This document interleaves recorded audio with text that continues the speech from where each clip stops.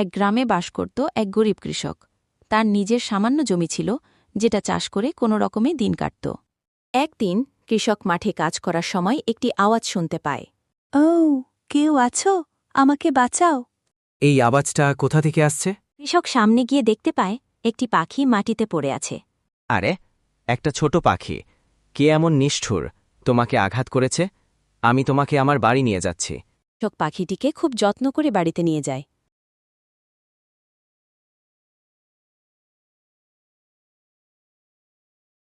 তুমি আমার প্রাণ বাঁচিয়েছ, আমি কৃতজ্ঞ। একদিন এই উপকারের প্রতিদান আমি দেব।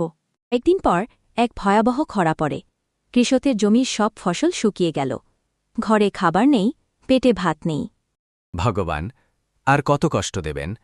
এবার কি করব? কৃষক ভাই, মন খারাপ করো না। এবার তোমাকে আমি সাহায্য করব। তুমি আবার ফিরে এসেছ? হ্যাঁ, এবার তোমার দিন ফিরবে। চোখ বন্ধ করো।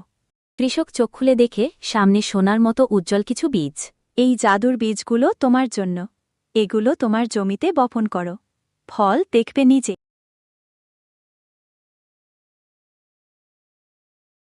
কয়েকদিনের মধ্যেই সেই জমিতে ফলতে লাগল সোনালি ফসল।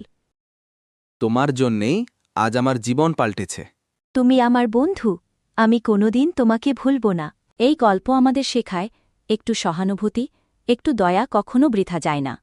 জীবনের কঠিন সময়ও একটুখানি ভালোবাসা বদলে দিতে পারে ভাগ্য। এমন আরও মজার আর শিক্ষণীয় ভিডিও দেখতে চাইলে সাবস্ক্রাইব করুন আমাদের চ্যানেলটিকে, আর পাশে থাকুন সবসময়।